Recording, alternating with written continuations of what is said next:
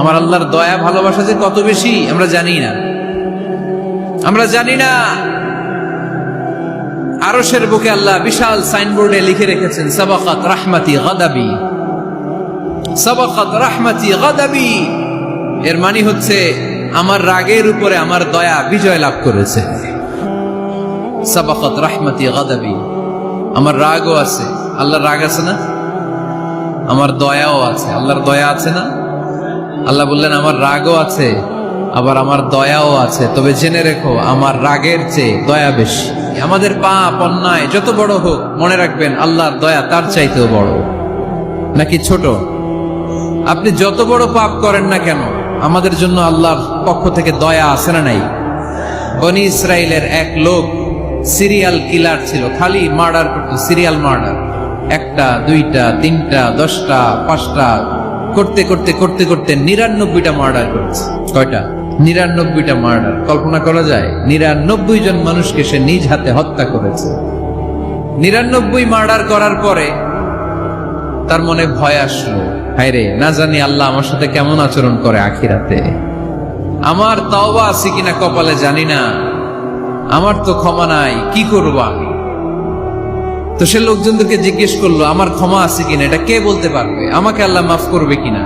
তারা সবাই বললো এই এলাকায় এক আল্লাহর ওলি আছে, তার কাছে যাও। সে আল্লাহর ওলির কাছে যেয়ে বলে, ও আল্লাহর ওলি, আমি 99টা হত্যা করেছি, 99টা মার্ডার, আমার কপালে ক্ষমা আছে কিনা তুমি একটু বলো। আল্লাহর ওলি কই, কি বললা? 99টা মার্ডার? আয় হায় সর্বনাশ, তোর কোনো ক্ষমা নাই। এবার যে মার্ডার করছে কয় আমার যেহেতু ক্ষমা নাই, তোরে বাঁচায় রেখে লাভ কি, তোরেও দিলাম শেষ করে। এবার সেঞ্চুরি করে ফেলাইছে। কথা বুঝতেছেন? আমার যেহেতু ক্ষমা নাই তো তোরে বাঁচায় রেখে কি লাভ, তোরেও শেষ করে দিলাম। এবার সেঞ্চুরি। সেঞ্চুরি করার পরেও ভয় আসে না নাই অন্তরে? অন্তরে তো আল্লাহর ভয়, কই যাবে? খুঁজতে লাগলো কে সমাধান দিতে পারবে। একজন বললো ওই এলাকায় একজন বড় আলেম আছে, ওই আলেমের কাছে যা। সে আলেমের কাছে যেয়ে বলে, আলেম আমি 99টা হত্যা করেছি, এখন আমার বড্ড ভয় হয়, আল্লাহ আমারে মাফ করবে কিনা, তুমি একটু আমারে বলো। আলেম বলে, তোমার গুনাহ যত বড়ই হোক আমার আল্লাহর দয়া তার চাইতেও বড়। তুমি কি পাপ করেছো, কি অন্যায় করেছো তুমি? তুমি জানো না আমার রব কত মেহেরবান, তিনি কত দয়ালু, তিনি ভালোবাসার আধার, তিনি করুণার আধার। তোমার পাপ অন্যায় যদি হয় খালের পানির সমান, বিলের পানির সমান, আমার আল্লাহর দয়া সাগরের পানির সমান। তোমার পাপ আর অন্যায় যদি হয় পাহাড়ের সমান, আমার আল্লাহর ভালোবাসার দয়া হচ্ছে আকাশের সমান। তুমি যদি তওবার মতো তওবা করতে পারো, ক্ষমার মতো ক্ষমা চাইতে পারো, চোখের পানি ছেড়ে, চোখের পানির বড় দাম, চোখের পানির মধ্যে বিশাল কারিশমা, এটা আল্লাহ খুব পছন্দ করে। 2 ফোঁটা পানি আল্লাহ পছন্দ করে। এক, জেহাদের ময়দানে শহীদের গা বেয়ে ঝরে পড়া রক্তের ফোঁটা। 2 হচ্ছে অনুতপ্ত বান্দার চোখের পানির ফোঁটা। বান্দা যখন অনুতপ্ত হয়ে চোখের পানি ছেড়ে কাঁদে, তার চোখের পানি চোখ বেয়ে নাকের ডগা বেয়ে মাটিতে পড়ার আগেই ওই অনুতপ্ত বান্দার সব গুনাহ আল্লাহ মাফ করে দেয়। সে জিজ্ঞেস করলো আমার ক্ষমা আছে কিনা? আলেম বলে আছে, ক্ষমা আছে। তওবার মতো তওবা কর, তাওবাতান নাসুহা, তওবার মতো তওবা করলে আল্লাহ ঠিকই মাফ করবে। সে এতটাই অনুতপ্ত হলো, এতটাই, সে আল্লাহর কাছে ক্ষমা চাইতে শুরু করলো। আলেম পরামর্শ দিল, তুমি যে এলাকায় থাকো এলাকাটা ভালো না, এলাকাটা ছাড়ো, এখানে সব ডাকাতদের এলাকা, তুমি একটা ভালো এলাকায় যাও, ওখানে যে তওবা করে ভালো মানুষ হয়ে যাও। সে নিয়ত করে কাপড় চোপড় গুছিয়ে ভালো এলাকায় যাবে। ঘর থেকে বেরোয়ার সাথে সাথেই মালাকুল মউত চলে আসছে, তার রুহু কবজ করে ফেলছে। এখন রুহুকে নিয়ে যাবে। ফাজাত মালাইকাতুর রাহমা ওয়া মালাইকাতুল আযাব, রহমতের ফেরেশতারাও আসছে, আযাবের ফেরেশতারাও আসছে। রহমতের ফেরেশতারা বলে না না, সে তওবার নিয়ত করেছে, যদিও তওবা করতে পারে নাই, যদিও ভালো এলাকায় যেতে পারে নাই, তওবার নিয়ত করেছে, অনুতপ্ত হয়েছে, ক্ষমা চাওয়ার চিন্তা করেছে, আমরা তার রূহ নিয়ে ইল্লিনে রেখে দেব। আযাবের ফেরেশতারা বলে না না, 99টা হত্যা করার পরে আরো একটা হত্যা করে সেঞ্চুরি করেছে, এখনো তো ভালোভাবে তওবা করতে পারে নাই, তার রুহুটা নিয়ে আমরা সিজ্জিনের ভেতরে ঢুকায় দেব। দুই দল ফেরেশতার মারামারি, এ বলে আমরা নিব, এ বলে আমরা নিব। ঝগড়া আছে না নাই? আল্লাহ বললেন রাখো রাখো, ঝগড়ার দরকার নেই। এক কাজ করো, যেখানে মারা গিয়েছে ওইখান থেকে ফিতা দিয়ে মাপতে শুরু করো। ভালো এলাকাটা যদি কাছে হয় জান্নাতের ফেরেশতারা নেবে, খারাপ এলাকা যদি কাছে হয় জাহান্নামের ফেরেশতারা নেবে। খারাপ এলাকা তো একেবারেই কাছে, ঘর থেকে বের হওয়ার সাথে সাথে মৃত্যু হয়েছে। আর ভালো এলাকা তো অনেক দূর। আল্লাহ জামিনটারে আদেশ দিলেন, জামিন এই অনুতপ্ত বান্দার জন্য তুই ভালো এলাকাটা কাছে চলে আয়। ভালো এলাকাটার জামিনটা তুই সংকুচিত হয়ে যা। যদিও ঘর থেকে বের হয়েছে একেবারে কাছে, খারাপ এলাকা হাজার হাজার মাইল দূরে চলে যা। ফিতা দিয়ে মাপ দিয়ে দেখে সর্বনাশ, ভালো এলাকাটা তো একেবারেই কাছে, খারাপ এলাকাটা অনেক দূরে। আল্লাহর ফয়সালা অনুযায়ী রহমতের ফেরেশতারা তার রূহকে নিয়ে জান্নাতের ভিতরে ঢুকিয়ে দিয়েছে। 99টা হত্যা করার পরে আরো একটা হত্যা করে সেঞ্চুরি, 100টা খুন করছে। আপনি কয়টা করছেন? আমি কয়টা করছি? তো 100টা খুন করে যদি ও মাফ পেতে পারে, আমার আল্লাহর কাছ থেকে আমরা কি ক্ষমা পেতে পারি না? ওর পাপের কাছে আমাদের পাপ কি? কয় ওয়াক্ত নামাজ ছাড়ছেন আপনি? কয়টা মিথ্যা কথা বলছেন? কতবার ঘুষ খাইছেন? কত টাকা সুদে লাগাইছেন? কত অন্যায় করছেন? কত জুলুম করেছেন? মনে রাখবেন, আপনার পাপ, আপনার অন্যায়, আপনার জুলুম যত বড় হোক না কেন, আমার আল্লাহর দয়া তার চাইতেও বড়। এজন্য আল্লাহ নিজের পরিচয় দিয়ে বললেন, আর রহমানু আল্লামাল কুরআন খালাকাল ইনসান আল্লামাহুল বায়ান। আমি রহমান, আমি দয়ার সাগর। তাহলে বুঝতে পারলাম আমার আল্লাহর দয়ার কোনো শেষ আছে?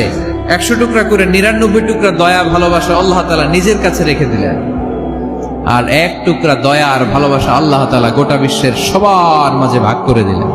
আমরা সবাই মিলে পাইছি কয় টুকরা ভালোবাসা? উনি রেখে দিয়েছেন কয় টুকরা? ওই 1 টুকরার কিছু অংশ আমিও তো পাইছি, তাই না? আপনি পেয়েছেন, আমরা সবাই পেয়েছি, গোটা বিশ্বের সবাই, আদম আলাইহিস সালাম থেকে শুরু করে কিয়ামত পর্যন্ত যারা আসবে, এসেছিল এবং এখন আছে, সবাই মিলে কয় টুকরা? ওনার কাছে কয় টুকরা? কিন্তু এই 1 টুকরা যে আমরা সবাই ভাগে যোগে পাইলাম, আমাদের ভালোবাসার নমুনা দেখছেন? একজন আর একজনের ভালোবেসে বলে আত্মহত্যা করে ফেলে, আছে না নাই? আছে না? সালমান শাহ মারা গেছে, এই দেশের কয়েকটা মেয়ে গলায় রশি দিয়ে আত্মহত্যা করছে, শুনছেন? অমুক সেলিব্রিটির কি হয়েছে, ছাদ থেকে লাফ দিয়ে পরে মাথা ফাটায় ফেলছে। ভালোবাসা আছে না নাই? যারে ভালোবাসে তার নাম আবার ছেলেরা হাতের মধ্যে কেটে কেটে লেখে, প্লাস দিয়ে লেখে, প্লাস। ধরেন আব্দুল্লাহ প্লাস শামিমা, তো এ প্লাস এস, রক্ত দিয়ে লেখে, রক্ত। আমি অবাক হই, নিডেল, সুই দিয়ে কেটে কেটে লেখে আব্দুল্লাহর এ প্লাস শামিমার এস। কি ভালোবাসা! 1 ভাগ ভালোবাসার ছিটে ফোটা সবাই মিলে পাইছে। এইটা ঠেলা যদি এরকম হয়, তাহলে যিনি 99 ভাগ ভালোবাসা রেখে দিয়েছে তার ভালোবাসা বেশি না কম? দেখেন, ছোট্ট বাচ্চাটা রাতে খেতে চায় না, মা যদি বলে খাও, বলে না, খাবো না। আব্বু অফিস থেকে আসুক, আব্বুর কোলে বসে বসে আব্বু আর আমি একসাথে খাবো। এই ছোট্ট বাচ্চাটা কিছু বোঝে না, কিন্তু তারপরও তার বাবার জন্য ভালোবাসা তার হৃদয়ে ঢুকাই দিছে কে? আপনাদের এলাকায় মুরগি পালেন না আপনারা? মুরগি যখন বাচ্চা নিয়ে হাঁটে, দেখবেন মুরগি ছানা ধরা যায় না, ধরতে গেলে মা মুরগিটা কি করে? কামড় দিতে আসে। এই ছোট্ট বাচ্চাগুলোর জন্য মা মুরগিটার হৃদয়ের ভিতরে ভালোবাসা ঢুকাই দিল কে? আমি পত্রিকাতে এমনও দেখেছি, বন্যায় এক মা পানি খেতে খেতে মরে গিয়েছে, কিন্তু শিশুটাকে একটা বালতির মধ্যে চাপিয়ে মাথায় তুলে ধরে রেখেছে। মা পানি খেতে খেতে নিজের জীবনকে বিলিয়ে দিয়েছে, কিন্তু বাচ্চাটা মরে নাই। বাচ্চার জন্য কি ভালোবাসা! এই ছোট্ট বাচ্চার জন্য মায়ের হৃদয়ে জান স্যাক্রিফাইসের মতো এই ভালোবাসা ঢুকাই দিল কে? আমাদের প্রতিদিনই ভালোবাসা, সকালে ভালোবাসা, বিকালে ভালোবাসা, সন্ধ্যায় ভালোবাসা, শীতকালে ভালোবাসা, গ্রীষ্মকালে ভালোবাসা। আমাদের ইসলামে শুধু ভালোবাসাবাসী, ঠিক কিনা? এই জন্য আলাদা করে আমাদের কোনো দিন লাগে না, বিশ্ব ভালোবাসা দিবস দরকার হয় না। যারা মাকে দেখতে পারে না, বাবারে দেখতে পারে না, এরা একদিনের জন্য মা বাবাকে উইশ করতে যায়, আর নাম দিছে বিশ্ব মা দিবস, বিশ্ব বাবা দিবস। কিছুদিন আগে দেখলাম বিশ্ব ডিম দিবস। কি দিবস? আমি কি মিথ্যা বললাম? ছিল একটা বিশ্ব ডিম দিবস, কিছুদিন পরে বানাবে বিশ্ব বাঁশ দিবস, যে যারে বাঁশ দিতে পারে। এরপর একটা বানাইছে শুনলাম বিশ্ব চিন্তা দিবস। তো এটা কি দিবস? কয় এদিন আমরা সবাই মিলে চিন্তা করি যে আসলে আমাদের কি চিন্তা করা দরকার, আছে না নাই?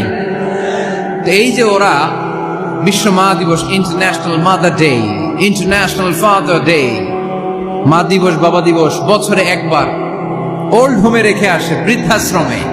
যেহেতু সারা বছর বৃদ্ধাশ্রমে, বছরে একদিনও যদি মারে স্মরণ না করি কেমন হয়? তো একদিন ওই মা দিবসে মারে একটা কার্ড দিয়ে উইশ করে আসে, কিছু টাকা দিয়ে আসে। ওদের তো মা বাবার প্রতি দয়া নাই, শ্রদ্ধা নাই, ভালোবাসা নাই, এজন্য ঘটা করে ওদের দিবস পালন করা লাগে। আমাদের 24 ঘন্টা 365 দিনই ভালোবাসা, তাই এই দিবস ফিবসের আমাদের দরকার নাই। চিল্লায় বলেন ঠিক কিনা?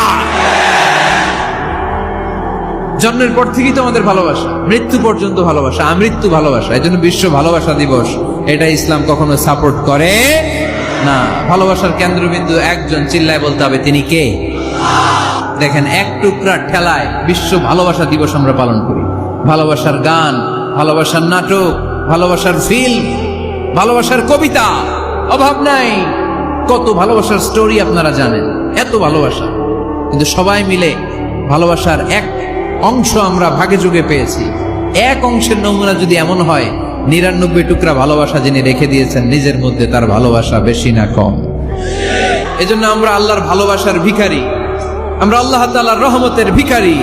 আল্লাহর রহমত ছাড়া কেউ কোনোদিন জান্নাতে যেতে পারবে? কোনোদিন নিজের আমল নিয়ে বড়াই করবেন না। আপনার কি ভাবেন যে আপনার আমল দিয়ে আপনি জান্নাতে যাবেন? আল্লাহর হাবিব বললেন, আল্লাহর রহমত ছাড়া, ভালোবাসা ছাড়া কেউ কোনোদিন জান্নাতে ঢুকতে পারবে? আম্মা জান আয়েশা বললেন, ইয়া রাসূলুল্লাহ, আপনিও না? আল্লাহর হাবিব বললেন, না, আমিও না, তবে আল্লাহর রহমত আর দয়া সেদিন আমাকে ঘিরে রাখবে। মান নুকিশা উযিবা, যার হিসাব আল্লাহ সেদিন চাইবেন সে ধরা খেয়ে যাবে। সব সময় আল্লাহর কাছে এই দোয়াটা যেন আমরা করি, আল্লাহ কিয়ামতের দিন তুমি আমার হিসাব নিও না, আল্লাহ তুমি আমার বিচার বসিও না, আল্লাহ তুমি দয়া করে আমারে মাফ করে দিও। আল্লাহ যার বিচার করবেন ও জাহান্নামে যাবে, আর যার বিচার করবেন না সে জান্নাতে যাবে। আল্লাহ যদি বিচার করে আর পাই টু পাই হিসাব নেয়, নামাজ পড়লি না কেন, রোজা রাখলি না কেন, মিথ্যা বললি কেন, খাদ্যে ভেজাল দিলি কেন, মাছে ফরমালিন দিলি কেন, যৌতুক খাইলি কেন, ঘুষ খাইলি কেন, উল্টাপাল্টা করলি কেন, জিনা করলি কেন, একটার পর একটা প্রশ্ন বানে যদি সেই ভয়ঙ্কর দিনে আল্লাহ আমাদেরকে জর্জরিত করে, আমাদের কোনো উত্তর আছে? সেদিন আমাদের বাঁচার কোনো উপায় আছে? তাই আমরা সবাই আল্লাহর কাছে দোয়া করবো, আল্লাহ কোনো বিচার টিচার মানি না, কোনো বিচার করতে পারবো না, দয়া করবা। রোজ হাসরে হে আল্লাহ আমার করোনা বিচার, আল্লাহ করোনা বিচার, পড়েন আমিন। রোজ হাসরে হে আল্লাহ আমার করোনা বিচার, আল্লাহ করোনা বিচার, বিচার চাহি না তব দয়া চাহে এ গুনাহগার, আল্লাহ করোনা বিচার, পড়েন আমিন। তিনি যদি দয়া করেন তবেই আমরা জান্নাত যেতে পারবো, ঠিক কিনা? এজন্য আল্লাহ বললেন, আর রহমানু আল্লামাল কুরআন খালাকাল ইনসান আল্লামাহুল বায়ান। আমি হলাম রহমান। কাফেররা বলে রহমানকে জানি না, রহমানকে চিনি না। আল্লাহ বলে রহমান রে চিনে না, আমার নাম রহমান, আমি দয়ালু, আমি মেহেরবান, ঠিক কিনা? এজন্য প্রতিদিন সূরা ফাতিহায় দ্বিতীয় আয়াতটা আমরা কি পড়ি? আর রহমান আর রাহিম, ঠিক কিনা? তিনি দয়ার সাগর, তিনি মায়ার সাগর। আমরা বললাম, আল্লাহ ঠিক আছে, আমরা বুঝেছি আপনি দয়ার সাগর, আর আপনি কি করেন? দ্বিতীয় আয়াতে আল্লাহ বললেন, আল্লামাল কোরআন, আমি কোরআন শিক্ষা দেই। শুধু দয়ার সাগর হয়ে আমি আল্লাহ বসে থাকি নাই, তোমাদের হেদায়েতের জন্য আমি কোরআন নাজিল করে দিয়েছি। আল্লামাল কোরআন, আমি কোরআন শিক্ষা দেই। আমাদেরকে কোরআন শিখিয়েছে কে? বিশ্বনবীকে কোরআন শিখিয়েছে কে? আল্লাহ। এজন্য দুনিয়াতেও যারা কোরআন শিখায় তাদের মর্যাদা বাড়ায় দেয় কে? বাংলার জমিনে যারা কোরআন শরীফ শিখায় এদের মর্যাদা সবচেয়ে কম, এদের বেতন সবচেয়ে কম, এরা সমাজে সবচেয়ে বেশি অবহেলিত, ঠিক কি না? আল্লাহর কাছে এরা সবচেয়ে বেশি সম্মানিত। আল্লাহর হাবিব বললেন, খায়রুকুম মান তাআল্লামাল কুরআন ওয়া আল্লামাহু, তোমাদের মধ্যে আল্লাহ তাআলার কাছে সবচাইতে প্রিয় শ্রেষ্ঠ ওই মানুষটা যে নিজে কোরআন পড়ে আবার অন্যরে পড়ায় দেয়। সুবহানাল্লাহ পড়েন। আপনি যদি কাউরে শুধু সূরা ফাতিহাটা শিখান, কোন সূরা? সূরা ফাতিহাটা যদি শিখায় দেন, সে যতদিন সূরা ফাতিহা তেলাওয়াত করবে ওই তার তেলাওয়াতের একটা পার্সেন্টেজ সওয়াব আপনার আমলনামায় আছে না নাই? সে যদি আবার আরেকজনের শিখায়, ওই লোক যদি আবার আরেকজনের শিখায় দেয়, এরকম যতজনকে তারা শিখাবে প্রত্যেকের তেলাওয়াতের একটা পার্সেন্টেজ সওয়াব আপনার আমলনামায় ঢুকায় দিবে কে? এজন্য কোরআন নিজেও শিখবো, অন্যকেও শেখাবো। রাজি আছেন তো? না খেয়ে না পড়ে অল্পতে তুষ্ট থেকে যারা শুকরিয়া করে এরা আমাদের আইম্মাতুল মাসাজিদ, মসজিদের ইমামরা, মসজিদের মুয়াজ্জিনরা। এক একটা মসজিদের মুয়াজ্জিনের গলা হবে এরকম বিশাল উঁচু। কিয়ামতের ময়দানে সবাই আমরা এর দিকে তাকায় থাকবো, কিরে ভাই তোর গলা উঁচু কেন? সে বলবে, আমার এই গলা দিয়ে প্রতিদিন 5 বার আমি আজান দিয়েছি। কিয়ামতের ময়দানে ঠিকই সম্মানিত, দুনিয়ায় আমরা চিনলাম না ওনাদেরকে। সেদিন আল্লাহ কোনো এক্সকিউজ গ্রহণ করবে না। সব পারো, হিন্দি তো ঠিকই কইতে পারো। হিন্দিতে কথা কইতে পারে না ছেলেপেলেরা? হিন্দি সিনেমা এমন দেখা দেখে হিন্দিতে কথা কইতে পারে। তো হিন্দি ভাষা বুঝতে পারলে, শিখতে পারলে আরবি পারলা না কেন? কোনো এক্সকিউজ, ওজর, আপত্তি সেদিন আল্লাহ গ্রহণ করবে? আসুন আমরা কোরআন পড়ি, প্রতিদিন একটা আয়াত হলেও কমপক্ষে আমরা যেন কোরআনের অর্থ পড়ি, বঙ্গানুবাদ পড়ি। রাজি আছেন তো? তো এই যে স্মার্টফোন আসছে স্মার্ট বানাইতে, যেই ফোনের মধ্যে কোরআন নাই সে আনস্মার্ট, ঠিক কিনা? যার মোবাইলের ভেতরে কোরআনের অ্যাপস আছে, ডাউনলোড করে অ্যাপস রেখেছে, সেই হচ্ছে আসল smart. He is the real hero, he is the real smart. এজন্য মোবাইলের অ্যাপসের ভেতরে কোরআন ঢুকাইতে হবে। এত সহজ হওয়ার পরেও আল্লাহ কি বললেন আমরা যদি না শিখি, না জানি, আল্লাহ কি ক্ষমা করবে? যা বলার সব আল্লাহ বলে দিয়েছে এই কোরআন। এই কোরআনে শুরু হয়েছে বিসমিল্লাহির রহমানির রহিম দিয়ে, মানে বা দিয়ে। কি দিয়ে? চিল্লায় বলেন না, কি দিয়ে? বা দিয়ে। আর এই কোরআন শেষ হয়েছে সূরাতুন নাস দিয়ে, যে সূরার শেষ আয়াত হচ্ছে মিনাল জিন্নাতি ওয়ান নাস। বা আর সিন মিলাইলে কি হয়? বাস। এবার বাসে চড়া শরীয়তপুর শহরে যাব। ওই বাস না, এই বাস মানে যথেষ্ট, এই বাস মানে সাফিসিয়েন্ট, কাফি। আল্লাহ বুঝালেন এই 30 পারায় 114টা সূরায় আমি যা দিয়েছি এটাই বাস, যথেষ্ট, নতুন করে আর কিচ্ছু লাগবে না। চিল্লায় বলেন ঠিক কিনা?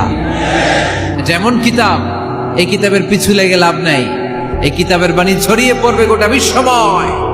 অনেকে অনেক ষড়যন্ত্র করেছে এই কিতাবকে ধ্বংস করে দেওয়ার। আমাদের এই খোদ ভারতবর্ষে ষড়যন্ত্র হয়েছিল। ব্রিটিশরা যখন চলে গিয়েছিল, ওরা প্ল্যান করেছিল এই কিতাবকে কি করে আমাদের থেকে ডিটাচ করা যায়, কেমন করে আলাদা করা যায়। এর একটা কমিটি করে দিয়েছে, আপনারা গবেষণা করে দেখেন এই ভারতবর্ষ থেকে কেমন করে কোরআন দূর করা যায়। তারা বুদ্ধি করে বলল, এক কাজ করি, কারণ তাদের কোরআনের কপিগুলো মসজিদ থেকে বের করে আমরা আগুন দিয়ে জ্বালাই দিব, তাইলেই কোরআন শেষ। পরে দেখলো না, রিসার্চে গন্ডগোল আছে, অ্যানালাইসিস ভুল। আবার নতুন কমিটি পাঠালো তারা ইংল্যান্ড থেকে, 33 সদস্য বিশিষ্ট কমিটি। তারা এসে গবেষণা করে দেখলো না, এই কোরআন আগুনে জ্বালাই দিলে কোরআন দূর হবে না। কারণ আমরা ভারতবর্ষের হেফজখানাগুলোতে যে দেখেছি, ছোট্ট বাচ্চারা মাথা দুলিয়ে দুলিয়ে কোরআন পড়ে। কোরআন তারা শুধু কাগজেই লিখে রাখে না, সিনার ভিতরে গেঁথে রাখে। ওই কোরআন মুসলমানদেরকে শিখিয়েছে কে? সে আল্লাহ বললেন, আর রহমানু আল্লামাল কুরআন খালাকাল ইনসান আল্লামাহুল বায়ান। আল্লাহ বললেন আমি মেহেরবান, আমি কোরআন শিখিয়েছি। আমরা বললাম আল্লাহ আর আপনি কি করেন? আল্লাহ বলেন খালাকাল ইনসান, আমি মানুষ বানিয়েছি। সুবহানাল্লাহ পড়েন। আমাদেরকে তৈরি করেছে কে? জোরে বলতে হবে কে? মানব সৃষ্টির 3টা পদ্ধতি কোরআনে পাওয়া যায়। পদ্ধতি নাম্বার 1, বাবাও নাই মাও নাই। এই পদ্ধতিতে আল্লাহ কাকে বানাইছে বলেন? আদম আর হাওয়া আলাইহিস সালাম, এদের বাবা মা ছিল। 2 নম্বর পদ্ধতি হচ্ছে মা আছে কিন্তু বাবা নাই। এই পদ্ধতিতে আল্লাহ কাকে বানালেন? কি নাম? ঈসা আলাইহিস সালাম। 3 নম্বর পদ্ধতি হচ্ছে মাও আছে বাবাও আছে। এই পদ্ধতিতে আল্লাহ কাদেরকে বানিয়েছেন? আমাদেরকে বানিয়েছেন। তাহলে পদ্ধতি কয়টা? তিনটা। আদম আলাইহিস সালামকে বানানোর পদ্ধতিও তিনটা। প্রথমে আল্লাহ তিন লাজিব এঁটেল মাটি নিলেন, তারপর নিলেন হামাইম মাসনুন কাদামাটি, তারপরে এটারে বানালেন ঠনঠনে শুকনো মাটি। সাইয়েদনা আদম আলাইহিস সালামের অবয়ব তৈরি করলেন 60 হাত লম্বা করে। সাইয়েদনা আদম আলাইহিস সালামকে যখন আল্লাহ বানিয়েছেন কয় হাত লম্বা? সহিহ বুখারীর বর্ণনা, লাম্মা খালাকাল্লাহু আদামা ওয়া কানা তুলুহু 60 যিরাআন। আল্লাহ তাআলা যখন আদম আলাইহিস সালামকে বানালেন 60 হাত বা 60 গজ লম্বা করে বানালেন। আপনারাও যারা জান্নাতে যাবেন 60 হাত লম্বা হয়ে জান্নাতে ঢুকবেন। কয় হাত লম্বা? সুবহানাল্লাহ পড়বেন না? আদম আলাইহিস সালামকে বানালেন। আবার মায়ের পেটে যে আমরা বড় হলাম, এখানেও আমাদের তিনটা ক্যাটাগরি, তিনটা ধাপে তিনি আমাদেরকে বানালেন। মায়ের পেটে 9 মাস কি করছিলেন মনে আছে আপনাদের? শরীয়তপুরের ভাইরা মনে নেই কেন? হ্যাঁ, আমাদের কারোরই মনে নেই, ঠিক কিনা? এই 6 মাস 8 মাস কই যে ছিলাম, কোথায় ছিলাম আমরা মনে করতে পারি না। স্মৃতির পাতা হাতড়িয়ে যত পিছনে যাই আর ভুলতে থাকি। মনে আছে ছোটবেলার কথা? মনে নাই? আমরা সবাই কিন্তু এত বড় ছিলাম না ভাই, ছোট্ট ছিলাম, ছোট্ট। মায়ের জরায়ুর দেয়ালের মধ্যে লেপ্টে ছিলাম। নুতফা, আলাকা, মুদগা, sperm drop, blood clot and the little flesh. ছোট্ট নাপাক পানি ছিলাম। ওইটারে আল্লাহ বড় করতে আরম্ভ করলেন। বড় করতে করতে রক্তপিণ্ড বানালেন। রক্তপিণ্ড থেকে আল্লাহ গোশতপিণ্ড বানালেন। আমরা প্রত্যেকে এরকম একটা গোশতের টুকরা ছিলাম। এটার ভিতরে আল্লাহ কঙ্কাল ঢুকালেন, আমার স্কেলিটন, আমার কঙ্কালটা, আমার অবয়বটা ঢুকালেন। তারপরে আবার গোশত দিয়ে প্যাকেট করলেন, তার উপরে আবার চামড়ার প্যাকেট পড়ায় দিলেন। পড়েন সুবহানাল্লাহ। এরপরে 9 মাস পরে এই পৃথিবীর বুকে স্মুথলি আমাকে আসার সুযোগ দিলেন কে? একথাই আল্লাহ সূরা আল মুমিনুনে বললেন, ওয়ালাকাদ খালাকনাল ইনসানা মিন সুলালাতিন মিন তিন সুম্মা জাআলনাহু নুতফাতান ফি ক্বারারিন মাকিন ثم خلقنا النطفة علقة فخلقنا العلقة مضغة فخلقنا المضغة عظاما فكسونا العظام لحما ثم أنشأناه خلقا آخر فتبارك الله أحسن الخالقين। পড়েন আল্লাহু আকবার। দেখেন, দুনিয়ার কেউ কিন্তু আমার খোঁজ নিতে পারে নাই, ভিতরে যে পারছে। ওই গোপন জায়গায় একজন আমার রিজিক দিত। তিনি কে? আমার নাভির সাথে আমার মায়ের জরায়ুর একটা কানেকশন ছিল। ওই একটা লাইন দিয়ে আমাদের সবাইকে আল্লাহ খাবারের ব্যবস্থা করেছেন, পানির ব্যবস্থা করেছেন, বাতাসের ব্যবস্থা করেছেন। দুনিয়ায় আসার সাথে সাথে দুনিয়ার মানুষরা ওই খাবারের লাইনটা কেটে দেয়, ঠিক কিনা? দেখবেন সিজার করার পরে বাচ্চাদেরকে বের করে কেচি দিয়ে যারা সিজার করে ডাক্তাররা কি করে? কেটে দেয়। বাচ্চার পা ধরে মাথাটা নিচু করে নিতম্বের মধ্যে থাপ্পড় মারে কয়েকটা, তারপরে বাচ্চা ওয়া ওয়া করে কেঁদে ওঠে, ঠিক কিনা? আমরা আমাদের কানে শুনি ওয়া ওয়া, আসলে সে আল্লাহর কাছে কেঁদে কেঁদে ফরিয়াদ জানায়, বলে আল্লাহ 9 মাস 10 মাস মায়ের পেটের ভেতরে ছিলাম, কেউ তো খোঁজ খবর নিল না। তুমিই তো আমার এই নাভির সাথে মায়ের জরায়ুর একটা লাইন দিয়ে ওই এক লাইনে খাবার, এক লাইনে পানি, এক লাইনে বাতাস ঢুকিয়েছো। 9টা মাস এই খাবারের লাইন আমার ঠিকঠাক ছিল, আমার টেনশন ছিল না। দুনিয়ার বুকে আসার সাথে সাথেই, এদের সাথে আমার কি শত্রুতা আমি জানি না, আসার সাথে সাথে আমার খাবারের লাইনটা কেটে দিস। আল্লাহ একটা মাত্র খাবারের লাইন ছিল, মানুষগুলো কেটে দিল। আমি এখন কি খাবো? আমি এখন যাব কই? আল্লাহ বলে কাঁদিস না, 8 মাস যেমনি খাওয়াইছি এখনো খাওয়ানো। সুবহানাল্লাহ পড়েন। খাবারের একটা লাইন ছিল, কেটে দিয়েছে। ওই একটার বিপরীতে তোর মায়ের বুকের ভেতরে এখন খাবারের 2টা লাইনের ব্যবস্থা করে দিলাম। খালাকাল ইনসান, তিনি মানুষ বানিয়েছেন, মানুষের যা দরকার তার ব্যবস্থাও করে দিয়েছেন। চিল্লায় বলেন ঠিক কিনা? এজন্য আল্লাহ বললেন, আর রহমানু আল্লামাল কুরআন খালাকাল ইনসানা আল্লামাহুল বায়ান। আমি মেহেরবান, আমি তোমাদের কোরআন শিখিয়েছি, আমি মানুষ তৈরি করেছি, আমি তোমাদেরকে ভাষা শিক্ষা দিয়েছি। সুবহানাল্লাহ পড়েন। আল্লামাহুল বায়ান, আমি তোমাদেরকে বয়ান শিখিয়েছি। এই যে আমরা বয়ান করি, আমাদের যে ভাষা, এই ভাষা কার দান? আমাদের বাংলা ভাষা কার দান? পৃথিবীতে অনেক ভাষা আছে, একটা ভাষার প্রকাশভঙ্গির সাথে আরেকটার মিল নাই। একটার প্রকাশভঙ্গির সাথে আরেকটার মিল নাই। চাইনিজরা চাইনিজ ভাষায় কথা বললে ইংরেজরা কিচ্ছু বুঝে না, ইংরেজরা বললে আরবরা বুঝে না, আরবরা বললে মালায়রা বুঝে না, মালায়রা বললে আফ্রিকানরা বুঝে না। সুবহানাল্লাহ পড়েন। আমি অনেক দিন দেশের বাইরে থাকি, 10 বছরেরও বেশি আমি পড়াশোনা করি, এখনো পিএইচডি করি। তো মিশরে যখন আমি পড়াশোনা করতাম তখন দেখতাম এক এক ভাষায় এক একজন কথা বলে। আমরা বাঙালিরা যদি কোনো কথা বলে হাসাহাসি করি, হেসে হেসে আমরা কুটি কুটি হয়ে যাচ্ছি, মরে যাচ্ছি, কিন্তু ওরা হাসে না, বিদেশিরা, ওরা বুঝে নাই তো। আবার ওরা যখন কথা বলে হাসে, আমরা কিছুই বুঝি না। সুবহানাল্লাহ পড়বেন না? ওইটা বাদ দেন, আমাদের বাংলাদেশে আসেন। আমাদের বাংলাদেশে এক এক জেলার সাথে আরেক জেলার ভাষার ভিন্নতা আছে না নাই? সুবহানাল্লাহ পড়বেন না? ঢাকার ভাষার সাথে ফরিদপুরের ভাষার অমিল, সিলেটের অনেক অমিল, চট্টগ্রামের অমিল আছে না নাই? সবচেয়ে বেশি অমিল সিলেটে আর চট্টগ্রামে, ঠিক কিনা? ওনাদের ভাষাগুলো এমন, শুনলে বুঝার উপায় নেই যেটা বাংলা ভাষা না অন্য ভাষা, কিন্তু প্রত্যেক আঞ্চলিকতায় একটা মাধুর্যতা আছে না নাই? আল্লাহ পাক এই কোরআনের মধ্যে আঞ্চলিকতার দাম দিলেন। হিশাম বিন হাকিম বিন হিজাম কোরআন থেকে তেলাওয়াত করতে শুরু করলেন। এই তেলাওয়াত শুনে সাইয়েদনা ওমরে ফারুক ওনার ঘাড় ধরে টেনে বিশ্বনবীর কাছে নিয়ে আসলেন। ওমরে ফারুক বললেন, ইয়া রাসূলুল্লাহ, দেখেন হিশাম বিন হাজিম কেমন করে কোরআন পড়ে, দেখেন ভিন্নভাবে কোরআন পড়ে। আপনি শিখাইছেন একভাবে, ও পড়ে আরেকভাবে, ওর বিচার করেন। আসলে আরেকভাবে পড়ে নাই, অন্য আঞ্চলিকতায় পড়েছে।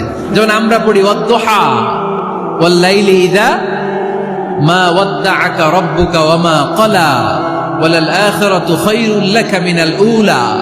কিন্তু কোরআনের আরেকটা লাহজা বা আরেকটা পড়ার পদ্ধতি আছে, যেখানে ওনারা পড়ে ওয়াদ-দুহা ওয়াল লাইলি ইযা সাজা মা ওয়াদ্দাআকা রাব্বুকা ওয়া মা ক্বালা।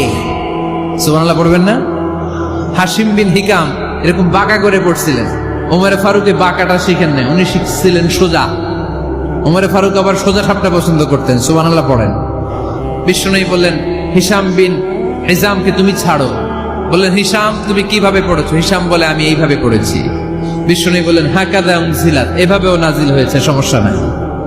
ওমর তুমি কিভাবে পড়েছো? ওমর বললেন, আমি তো এইভাবে শিখেছি। বিশ্বনবী বললেন, এভাবেও নাজিল হয়েছে, সমস্যা নাই। উনজিলাল কুরআনু আলা সাবআতি আহরুফ ফাকরাউ মা তায়াসসারা মিনহু। আরবি ভাষা একটা, কিন্তু এর মধ্যে আঞ্চলিকতা আছে 7টা। এই 7টা আঞ্চলিকতা দিয়ে কোরআন নাজিল করেছে কে? এজন্য আঞ্চলিকতার মর্যাদা আল্লাহ কোরআনেও দিলেন। এজন্য বললেন, আর রহমানু আল্লামাল কুরআন খালাকাল ইনসান আল্লামাহুল বায়ান। আমি মেহেরবান, আমি কোরআন শিখালাম, আমি মানুষ বানালাম, আমি তোমাদেরকে ভাষা শিখালাম। সুবহানাল্লাহ পড়েন। এরপর আল্লাহ বললেন, আশ-শামসু ওয়াল কামারু বিহুসবান ওয়ান নাজমু ওয়াশ-শাজারু ইয়াসজুদান। সুবহানাল্লাহ। আশ-শামসু ওয়াল কামারু বিহুসবান, চাঁদ আর সূর্য আমি তৈরি করেছি তোমাদের হিসাবের জন্য। হিসাব আছে না নাই? তাহলে এই সূর্য আর চাঁদ, চাঁদ আর সূর্যকে আল্লাহ এই মহাবিশ্বে দিয়েছেন হিসাবের জন্য, ঠিক কিনা? আল্লাহর হাবিব বললেন, সুমু লিরুইয়াতিহি ওয়া আফতিরু লিরুইয়াতিহি। চাঁদ দেখে রোজা রাখো, আবার চাঁদ দেখে রোজা ভাঙো। আমরা রমজান শুরু করি কি দেখে? জোরে বলেন। ঈদ শুরু করি কি দেখে? আশ-শামসু ওয়াল কামারু বিহুসবান। সূর্য চন্দ্রের গায়ে লাগে না, চন্দ্র সূর্যের গায়ে লাগে না। কোনদিন কি দেখেছেন সূর্য আর চন্দ্র ধাক্কা লাগছে? দিনের ভেতরে রাত ঢুকে গেছে, রাতের ভিতরে দিন ঢুকে গেছে, এরকম কি কখনো হয়েছে? সবকিছু একজনের আইন মানে, চিল্লায় বলতে হবে, তিনি কে? এরপরে আল্লাহ বললেন, ওয়ান নাজমু ওয়াশ-শাজারু ইয়াসজুদান। আকাশের তারকারাজি আর বৃক্ষমালা একজনকে সিজদা করে, তিনি কে? আকাশের তারাগুলো আল্লাহরে সিজদা করে, কিন্তু আমরা আল্লাহরে সিজদা করতে চাই না। গাছগুলো আল্লাহর জিকির করে, কিন্তু আমরা জিকির করতে চাই না, ঠিক কি না? অস্ট্রেলিয়ার সিডনি শহরে একটা জঙ্গল আছে। ওই জঙ্গলে একটা গাছ আছে, গাছ। ওই গাছটা টু দ্য ডাইরেকশন অফ কেবলা, কেবলামুখী হয়ে মানুষের মতো রুকু করে আছে একটা গাছ। সুবহানাল্লাহ কইতে বললেন না? ক্যালেন্ডারে দেখা যায় পত্রিকায় দেখা যায় গাছ রুকু করে আছে, আমরা রুকু করি না, আমরা সিজদা করি না। কিয়ামতের দিন আল্লাহ বলবে আমার সিজদা দিয়ে দেখা। আপনারা যারা নামাজ পড়েছেন, সিজদা দিয়েছেন, তারা আল্লাহু আকবার বলে সিজদায় লুটিয়ে পড়বেন। আর যারা নামাজ পড়ে নাই, তারা শত চেষ্টা করেও তাদের পিঠকে বাঁকা করতে পারবে না। এজন্য 5 ওয়াক্ত সালাত জামাতের সাথে পড়ার দরকার আছে না নাই? যে সব সময় আমরা ভরসা রাখবো একজনের উপর, তিনি কে? আমাদের গুনাহ যত বড়ই হোক, আল্লাহর দয়া তার চাইতে বড়।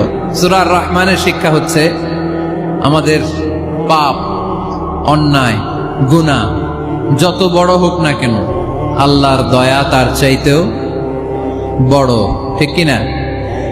এজন্য নিরাশ হবেন না, হতাশ হবেন না। আপনি যত পাপ করেন না কেন, অনুতপ্ত হলে ওযু করে এসে জায়নামাজটা বিছিয়ে 2 রাকাত নামাজ পড়েন, পাপের কথাগুলো স্মরণ করেন, ক্ষমা চান।